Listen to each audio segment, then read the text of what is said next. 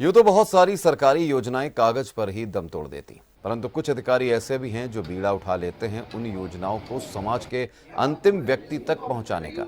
ऐसा ही बीड़ा कानपुर के नए जिलाधिकारी जितेंद्र प्रताप सिंह ने उठा रखा है। इसी क्रम में वो जो अपनों को मार्ग दुर्घटना में हमेशा के लिए खो देते हैं, परंतु इन अज्ञात वाहनों की चपेट में आए पीड़ित परिवारों को कोई मुआवजा या क्लेम इसलिए नहीं मिल पाता क्योंकि वाहन का पता ही नहीं चल पाता। इसी को देखते हुए सरकार और शासन की पहल से एक योजना का निष्पादन हुआ। इसके तहत पीड़ित को मुआवजा मिलने का रास्ता अब सुलभ हो गया है। इसके लिए अधिक बात की हमारे न्यूज प्लस संवाददाता आलोक शर्मा ने कानपुर जिलाधिकारी जितेंद्र प्रताप सिंह से।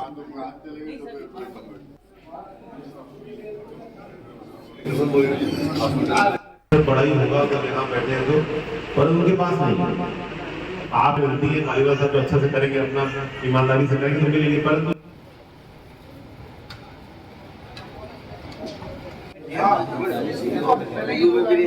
कानपुर एक ऐसा शहर जो एक औद्योगिक शहर है और हमारे साथ मौजूद है बात करने के लिए कुछ मुद्दों पर जिलाधिकारी कानपुर नगर जितेंद्र प्रताप जी। जितेंद्र जी, आपके आने के बाद से एक सकारात्मक पहल लोगों के एक ऐसा एक एनवायरनमेंट तैयार हो जिससे लोग आपके पास आ रहे हैं। इसका उदाहरण है आपके बाहर कार्यालय के बाहर लगी हुई भीड़। उसके लिए सर क्या कहें? शासन की योजनाएं हैं, उसको क्रियान्वयन करना है और उसी क्रम में जनता दर्शन भी एक योजना है, अन्य योजनाएं भी है। तो मेरा प्रयास यही, जो शासन की योजनाएं हैं उसको अच्छे से इम्प्लीमेंट करें और इसी क्रम में लोगों से मिलते हैं, आप लोगों तक भी पहुंचते हैं। स्वास्थ्य के लिए आपके जो प्रभावी कदम उठ रहे हैं, जो जगह जगह हर डिस्ट्रिक्ट हॉस्पिटल्स में आपका जो चल रहा है, उससे सर पब्लिक जो है लाभान्वित हो रही है और अपने को ये मान के चलिए हमारे साथ में एक शासन और प्रशासन पूरा खड़ा हुआ है। तो सर आगे ये कार्रवाइयां सर स्टार्ट रहेंगी? बिल्कुल, देखिए, स्वास्थ्य विभाग हमारा उत्तर प्रदेश शासन का बहुत बड़ा विभाग है और बहुत ज्यादा जनसंख्या तक पहुंचता है। जगह जगह गांव-गांव तक हमारे पीएससी सीएससीज हैं, ब्लॉक्स पर हैं, बहुत अच्छे डॉक्टर्स ट्रेंड क्वालिफाइड हैं, फेयर प्रैक्टिसेस हैं। ओपीडी में तो आपको पता ही है 1 रुपए में इलाज होता है।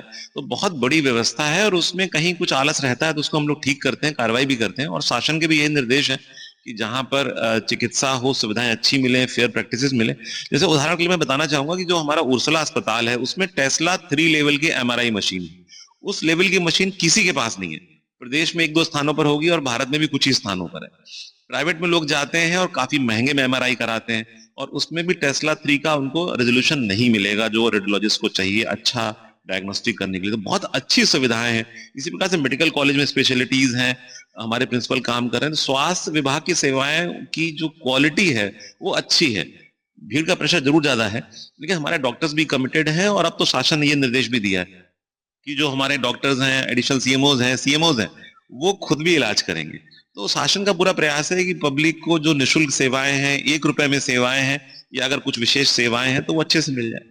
स्वास्थ्य और शिक्षा 2 इंफ्रास्ट्रक्चर होते हैं, ट्रांसपोर्ट और एजुकेशन और हेल्थ।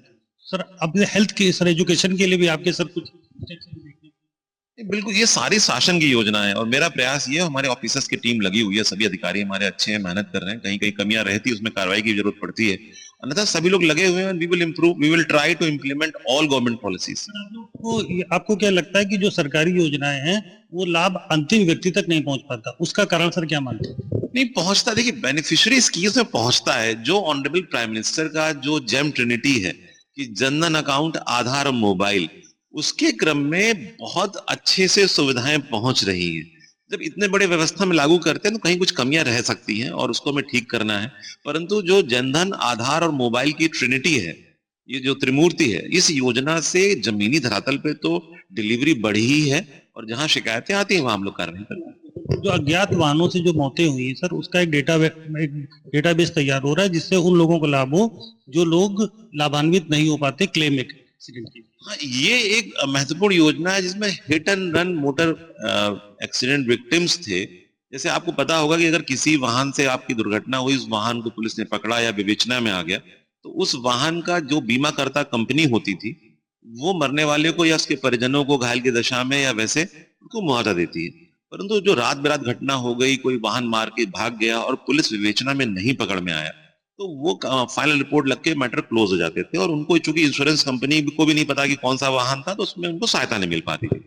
2022 में इस स्कीम को काफी लार्ज स्केल पे किया गया और 1 अप्रैल 22 से ये योजना लागू है, जिसमें कि कोई भी ऐसा वाहन यदि मार के चला गया है, जो वाहन ना मौके पर पता चला, ना ही कोई पहचान पाया, ना ही पुलिस विवेचना में आया। उन प्रकरणों में 2 लाख रुपए की सहायता है उनके परिजनों को मृत्यु की दशा में, और 50,000 रुपए की सहायता है दुर्घटना में यदि कोई गंभीर घायल हुआ है, उसने इलाज कराया है।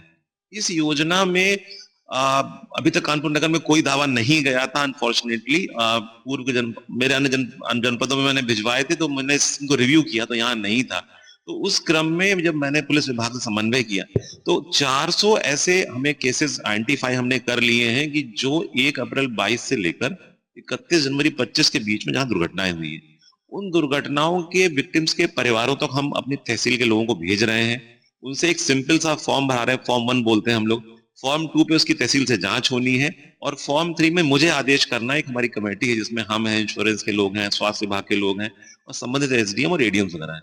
तो ये सारी बड़ी सिंपल प्रोसेस है, इसमें कोई कोर्ट कचहरी की उस तरह के प्रोसीजर्स नहीं है। तो इस योजना में 400 में से करीब 70 फॉर्म हमारे अप्रूवल की स्थिति में आ गए हैं, और अभी तक चूंकि शून्य था यहाँ से, तो अभी हम लोग इस योजना को इस कानपुर नगर में भी लागू कर रहे हैं, क्योंकि 400 में से अगर 3, सवा 3, 350 भी ऐसे होंगे जिसमें कि बाद में भी विवेचना में पता नहीं लगा, उन सारे परिवारों को ये सहायता मिल जाएगी। और शासन ये चाहता है, ऑनरेबल सुप्रीम कोर्ट ने भी इसमें रिव्यू किया था, तो वी आर ट्राइंग कि कानपुर जैसे महानगर में ऐसे लोगों को, जो लोग दुखी हैं, जिनके परिजनों की जान भी चली गई और वाहन का पता भी नहीं चला, उनको हम लोग पकड़ पाए। सभी लोगों से मेरी अपील है कि अगर ऐसी कोई भी घटना 1 अप्रैल 22 के बाद यदि हुई है तो तहसील में और एआरटीओ ऑफिस में संपर्क कर सकते हैं। सिंपल सा फॉर्म है, उस फॉर्म को भर के दे दें। जांच कराने की जिम्मेदारी सारी हमारी है। पुलिस के जो रिकॉर्ड्स हैं उन सबको हम लोग इकट्ठा कर लेंगे, और उसके क्रम में उनके दावे को हम लोग स्वीकार करके बीमा कंपनी को दे देंगे, और बीमा कंपनी सीधे अकाउंट में उनके पैसा भेज देगी। जैसा कि आपने देखा, जिलाधिकारी महोदय ने बताया कि शासन की जो योजनाएं हैं, जो आखिरी सीरीज पर आदमी है, उसके लिए जिला प्रशासन पूरी तरह से तैयार है, सजग है, और स्वास्थ्य और चिकित्सा दोनों के लिए इनके विशेष प्रयास जारी रहेंगे। कैमरामैन विष्णु राठौर के साथ आलोक शर्मा, न्यूज प्लस कानपुर। कानपुर जिलाधिकारी जितेंद्र प्रताप सिंह द्वारा राजकीय इंटर कॉलेज चुन्नीगंज परिसर में निर्माणाधीन स्वर्गीय अटल बिहारी वाजपेयी ऑडिटोरियम के कार्यों का औचक निरीक्षण किया गया। निरीक्षण के दौरान कई कमियां सामने आई, जिनके बारे में जिलाधिकारी ने संबंधित अधिकारियों को तत्काल सुधारने के निर्देश दिए।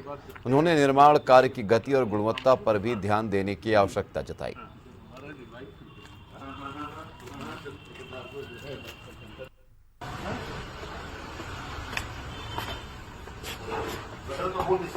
नहीं सर, पूरा ब्लॉक नगर निगम प्रधान ये अर्बन पीएचसी है जी। आप क्या है यहाँ पे? आप दूसरा मिला, आप दूसरा मिला, आप तीसरा मिला नहीं कर रहे हैं, वो तो एक एस्पेक्ट है। फ्रॉड कर रहे हैं, ये उससे serious aspect fraud.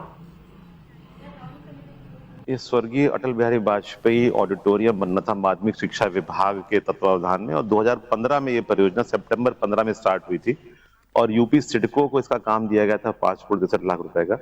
UP CIDCO अपनी विभागीय पद्धति से इसको बना रहा था, परंतु उन्होंने अभी तक इसको पूर्ण नहीं किया है। जब यूपी सिडको इसको विभागीय पद्धति से नहीं बना सका तो फिर उन्होंने उसका कॉन्ट्रैक्ट दे दिया, उसने भी नहीं किया है, और परियोजना लागत भी अब 8 करोड़ 63 लाख पहुंच गई है। इसकी समीक्षा सीएम डैशबोर्ड के कार्यक्रमों की समीक्षा जो माननीय मुख्यमंत्री जी के निर्देश है नियमित रूप से जिलाधिकारी द्वारा की जाए, उस क्रम में मेरे द्वारा और सीडीओ के द्वारा कल की गई थी शाम को सभागार में। तो ये पता चला कि ये परियोजना जनपद की और शायद प्रदेश की सबसे पुरानी परियोजनाओं में जो अपूर्ण परियोजनाएं हैं उनमें से एक है, क्योंकि ये 10 वर्षों में पूर्ण नहीं हुई है। जो अधिशासी अभियंता यूपी सिडको के यहाँ पर है मनोज, वो भी 2 वर्षों से यहाँ पर हैं। आज भी यहाँ पे कोई विशेष काम नहीं चल रहा है। कुछ बाउंड्री वॉल में कुछ ईंटें जोड़ी घटाई जा रही है। दिखाई ये पड़ रहा है कि जो यूपी सिडको के जो अधिकारी यहाँ लोकल हैं, ये भी मनोज या उनके जो भी पूर्वाधिकारी थे, उन्होंने और उनके पर्यवेक्षण अधिकारियों ने इसमें कोई रुचि अभी नहीं ली है। और स्वर्गीय अटल बिहारी वाजपेयी जी के नाम से जो ऑडिटोरियम बनना था और शिक्षा विभाग माध्यमिक शिक्षा के लिए आवश्यक था, क्योंकि जीजीएससी चुन्नीगंज के बगल में ही है, तो वो पूर्ण नहीं हो पाई है। आज भी ऑडिटोरियम का कार्य चल नहीं रहा है, और वो इस प्रकार से कुछ हवाई वादे जरूर कर रहे हैं कि सितंबर तक पूरा कर लेंगे।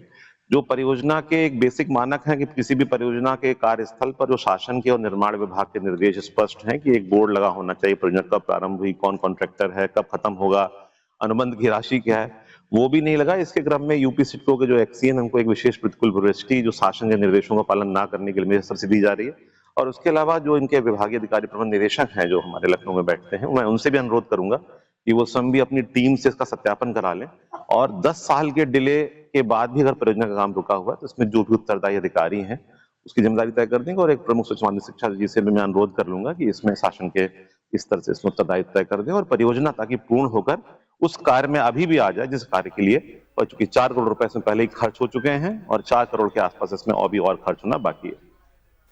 कानपुर जिलाधिकारी जितेंद्र प्रताप सिंह द्वारा बिरहाना रोड पटकापुर स्थित नगरीय प्राथमिक स्वास्थ्य केंद्र का भी निरीक्षण किया गया। निरीक्षण के दौरान यह पाया गया कि डॉक्टर दीप्ति गुप्ता ने फर्जी अभिलेख तैयार कर मरीजों के नाम रजिस्टर में दर्ज किए थे।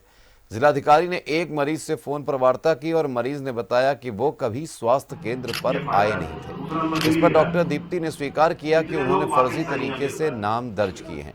जिलाधिकारी ने डॉक्टर दीप्ति के खिलाफ कार्रवाई के निर्देश दिए और संबंधित अधिकारियों की जिम्मेदारी तय करते हुए उनके खिलाफ भी कार्रवाई करने के आदेश दिए। इस शासन के निर्देश हैं कि अर्बन पीएचसीज पर भी, रूरल में जो विशेष पीएचसीज हैं वहां पर हर रविवार में एक आरोग्य मेला लगेगा, जो माननीय मुख्यमंत्री आरोग्य मेला के रूप में जाना जाता है। उसी क्रम में आज 16 फरवरी दिन रविवार में मेरे द्वारा सुबह अभी 10:30-11 बजे के बीच में अर्बन पीएचसी केपीएम या कमलापति मेमोरियल क्षेत्र में निरीक्षण किया गया है। इसमें एक बहुत ही आपत्तिजनक बात यह मिली है कि डॉक्टर दीप्ति गुप्ता मौके पर मिली हैं और उन्होंने फर्जी अभिलेख तैयार करे हैं। इसका आशय यह है कि जो पेशेंट कोई आया ही नहीं उसमें से उन्होंने उसको दिखाते हुए उसके मोबाइल नंबर भर दिए। चूंकि सब एक ही राइटिंग में जल्दी जल्दी खींचा हुआ लग रहा था, तो मैंने अपने विवेक से कुछ नंबर्स को मिलाया। जिस नंबर को मैंने मिलाया 933-500 आगे कुछ नंबर है, तो उस नंबर को मिलाने पर उसने कहा था मैं तो आया ही नहीं यहाँ पे। फिर डॉक्टर दीप्ति से मेरे द्वारा पूछा गया और संयोग से डॉक्टर जो नोडल है डॉक्टर आर एन सिंह, वो भी उनको मैंने बुला लिया था इससे पहले कि आप वहां शायद वहां जाऊंगा निरीक्षण करने के लिए। उनके सामने उन्होंने ये माना कि उन्होंने ये फर्जी एंट्रीज करी हैं, पेशेंट आए नहीं थे और उन्होंने अपनी सुविधा से पुराने कोई पेशेंट कहीं मिले होंगे तो उस अभिलेखों को लेकर एक प्रकार से अपरूपण और सरकारी अभिलेखों में भी हेराफेरी का एक बहुत ही नकारात्मक और दंडात्मक कार्य किया है उन्होंने। इसके लिए डॉक्टर आर एन सिंह जो यहाँ नोडल हैं वो भी क्या देखते हैं तो हम लोग तय करेंगे, सीएमओ साहब क्या देख रहे हैं। और अगर डॉक्टर लेवल का अधिकारी सुबह 10:30 बजे अभिलेखों में 25 पेशेंटों की इस प्रकार से फर्जी प्रविष्टि करेगा तो उससे लोगों का विश्वास टूटता है। जबकि माननीय स्वास्थ्य मंत्री जी द्वारा, माननीय मुख्यमंत्री जी द्वारा इस पर बहुत फोकस किया गया है। माननीय स्वास्थ्य मंत्री द्वारा बहुत सारी कार्रवाइयां की गई हैं, उसके बाद भी अगर ये मतलब निर्लज्जता है या ये इस प्रकार से जो हालत है वो वाकई गंभीर है। और मैं अनुरोध कर लूंगा प्रमुख सचिव स्वास्थ्य महोदय से कि यहाँ की जो टीम है उसकी जिम्मेदारी तय करें। डॉक्टर दीप्ति गुप्ता के भी विभागीय कार्रवाई के लिए जो तथ्य सामने आए उसमें मैं संस्तुति कर रहा हूँ, निर्णय उसके शासन को करना होगा। और जो यहाँ के पर्यवेक्षक अधिकारी भी हैं, जो नोडल हैं, जो सीएमओ हैं, जो एडिशनल डायरेक्टर यहाँ मुख्यालय मंडल मुख्यालय पर बैठते हैं, वो क्यों नहीं देख पा रहे हैं, उन्हें क्यों नहीं दिखता है, इसके लिए भी मैं शासन से अनुरोध करूंगा कि